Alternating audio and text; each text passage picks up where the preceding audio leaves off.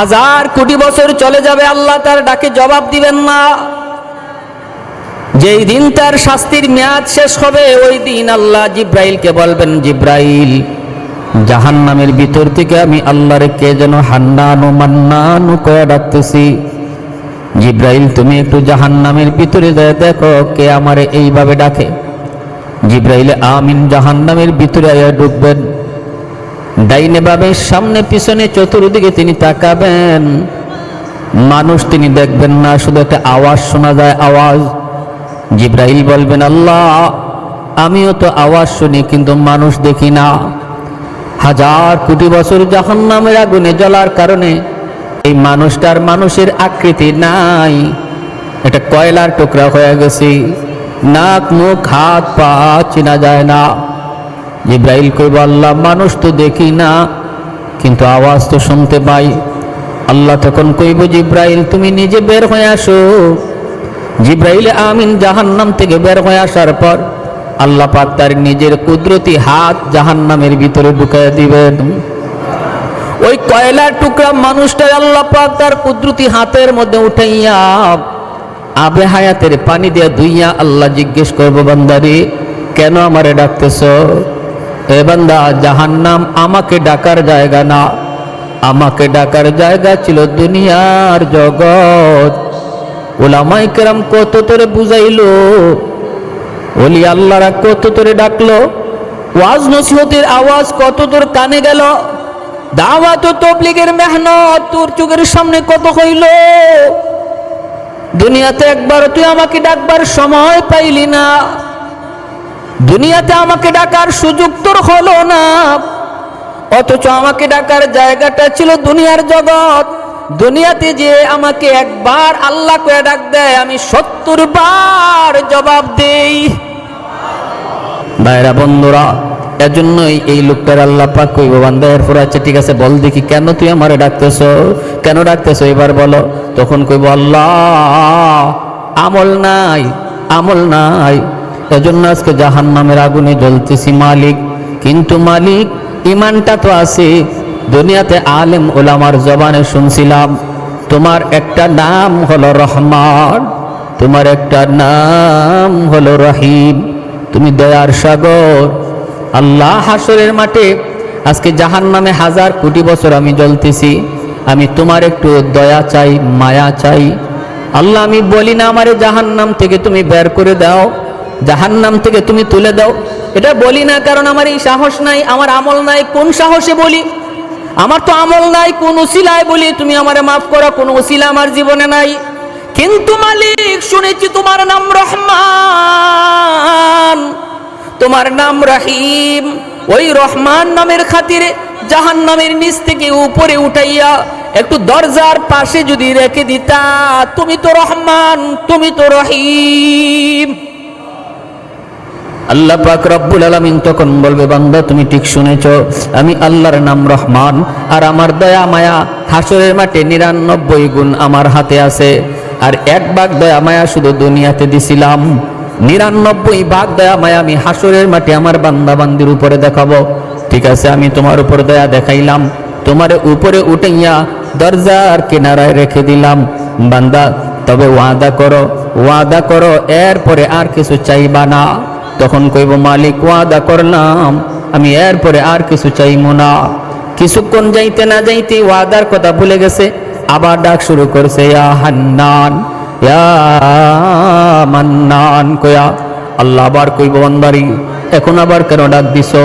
কয়, মালিক তুমি তো আমার দরজার পাশে রাখছো, এই জায়গাটা যেমন দরজার পাশ, ওই জায়গাটাও দরজার পাশ, তুমি আমার এই পাশে না রাইকা ওই পাশে তো রাখতে পারো, তোমার নাম তো রহমান।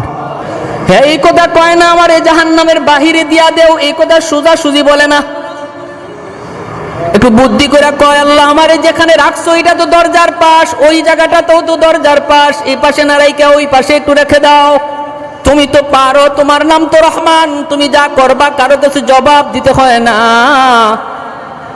আল্লাহ পাক রব্বুল আলামিন তখন বলবে, বান্দা আমি সব পারি, ঘুরায় বলো কেন, সোজা ভাষায় বলো।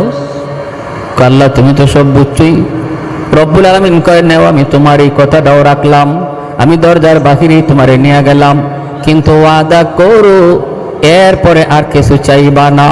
তখনও কয় মালিক আমি ওয়াদা করলাম আর কিছু চাইবো না। দরজার বাহিরে আল্লাহ দিয়া দিলেন। কিছুক্ষণ পরে আবার ওয়াদার কথা ভুলে গেছে, আবার ডাক শুরু করছে, ইয়া হান্নানু ইয়া মান্নান কয়ে ডাকে। এত সুন্দর করে আল্লাহরে ডাক দেয়, আল্লাহ জবাব দিয়া দেয়, কিরে বান্দা আবার কেন ডাক দিলি? কই মালিক আমারে তুমি যেখানে রাখছো এই জায়গাটা জাহান্নামের ভিতরেও না জান্নাতের ভিতরেও না। এখানে রাখা যে কথা জান্নাতের গেটের পাশে রাখা এক কথা, ওই বুঝেন, এখানে রাখা যে কথা জান্নাতের গেটের পাশে রাখা এক কথা। আমি বলি না তুমি আমারে জান্নাত দিয়া দাও, কিন্তু আল্লাহ তুমি তো দয়া করে পারো আমাকে তুমি জান্নাতের গেটের পাশে রাখতে। জায়গা তো দুইটাই একই। আল্লাহ পাক কয় বান্দারে ভালো কথা, কিন্তু তুই না ওয়াদা করছিলি আর কিছু চাইবি না। আল্লাহ তুমি তো রহমান, তুমি তো রহিম, আমি তোমার দয়ার কাঙ্গাল, আমি তোমার মায়ার কাঙ্গাল। আল্লাহর নবী বলে এই কথাগুলা কয়ে কয়ে আল্লাহর কুদরতি কলিজা নরম করে ফেলে। সুবহানাল্লাহ জোরে খান। এই কথাগুলা কয়ে কয়ে আমার মালিকের কুদরতি দিল নরম করে ফেলে। রব্বুল আলামিন তখন বলে বান্দা ঠিক আছে বুঝলাম, তোরে জান্নাতের গেটের পাশেই নিয়ে রাখলাম, তবে ওয়াদা কর এরপরে আর কিছু চাইবি না। কয় না গো মালিক, আর কি চাওয়ার আছে? আমি তো জান্নাত দিয়া দেব এই কথা বলতে পারি না, আমাকে তুমি যদি দরজার পাশে রাখো এটাই আমার জন্য যথেষ্ট। রব্বুল আলামিন দয়া করে তারে জান্নাতের গেট পর্যন্ত রেখে দিবে। কিছুক্ষণ শুধু যাবে, ওয়াদার কথা ভুলে যাবে, আবার ডাক শুরু করছে, ইয়া হান্নান ইয়া মান্নান। কত সুন্দর আমার আল্লাহ পাকের নাম।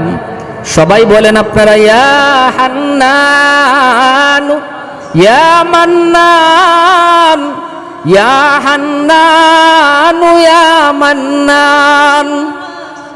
আল্লাহ পাক আবার জবাব দিয়া কইব, বান্দা আবার কেন ডাক দিলি, আবার কেন ডাক দিলি? তখন কইব, মালিক ও মালিক কি সে? আল্লাহ পাক একটা ঘটনা ঘটায় দিছে। আল্লাহ পাক রব্বুল আলামিন সে জান্নাতের গেটের পাশে যাইয়া জান্নাতের ভিতরের দৃশ্য দেখার জন্য খালি উকি ঝুঁকি দিতেছে, ছিদ্র তালাশ করে। জান্নাতের ভিতরে আল্লাহ কি রাখছে একটু দেখতে তার মন চায়। ওই অবস্থায় আল্লাহ জান্নাতি বাতাস ছেড়ে দিছে। এই বাতাসের দরজাটা এক পলকের জন্য শুধু খুলছে, তার নজরটাও এক পলক শুধু জান্নাতের ভিতরে ঢুকছে, সাথে সাথে আবার দরজা লেগে গেছে।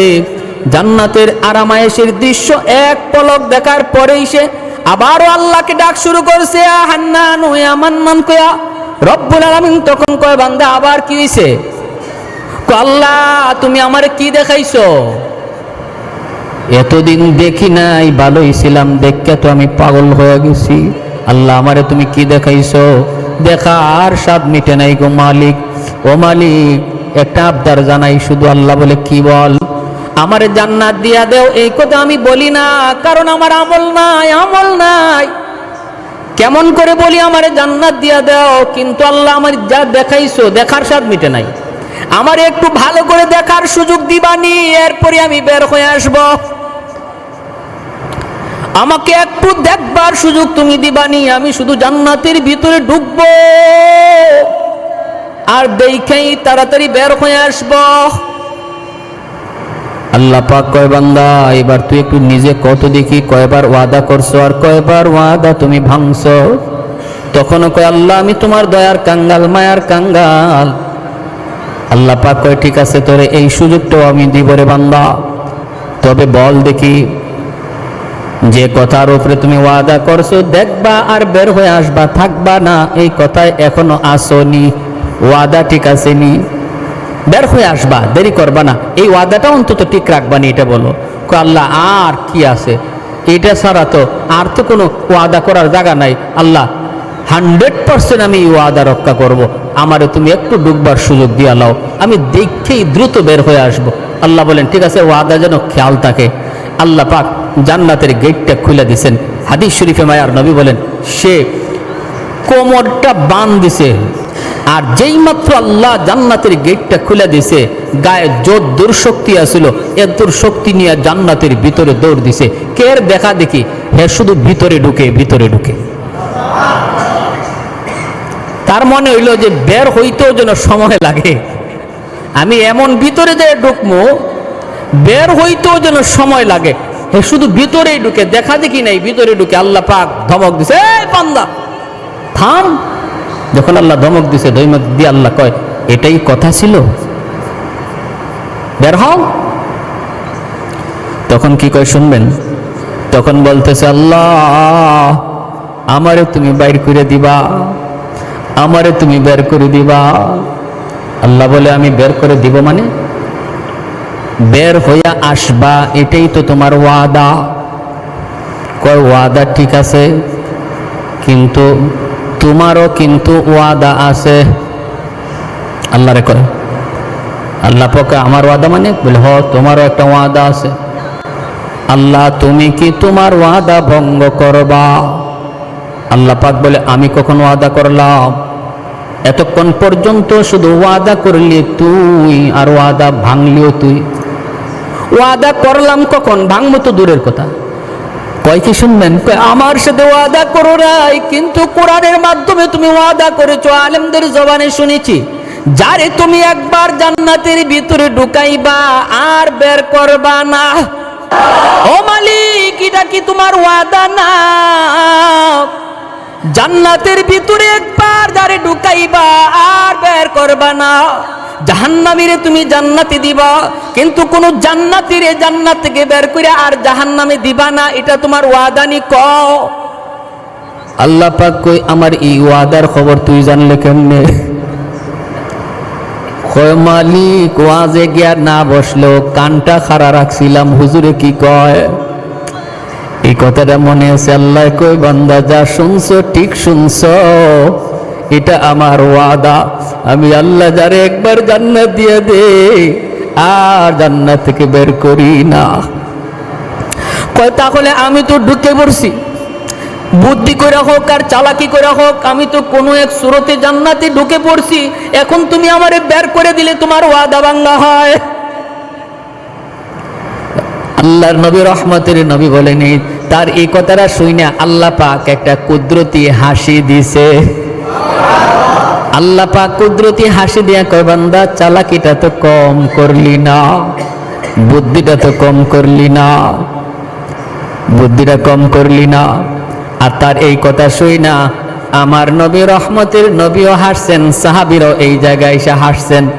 আপনারা যেমন এই তার কথাটা শুই না মুস্কি হাসছেন, নবীও হাসছেন, সাহাবীরাও হাসছেন। সাহাবীরা জিজ্ঞাসা, নবী গো আপনি হাসলেন কেন? আল্লাহ নবী কয়, হাসমু না? জিব্রাইল যখন আমার এই ঘটনা শোনায়, আমি দেখি জিব্রাইলও হাসতেছে। আমি জিব্রাইলকে বললাম, জিব্রাইল তুমি হাসো কেন? কই জিব্রাইল কই, মগনবীজি আমি কি বলবো, আল্লাহ নিজেই হাসছে। আমার কথা কি বলবো, আল্লাহ নিজেই তো হাসি দিচ্ছে।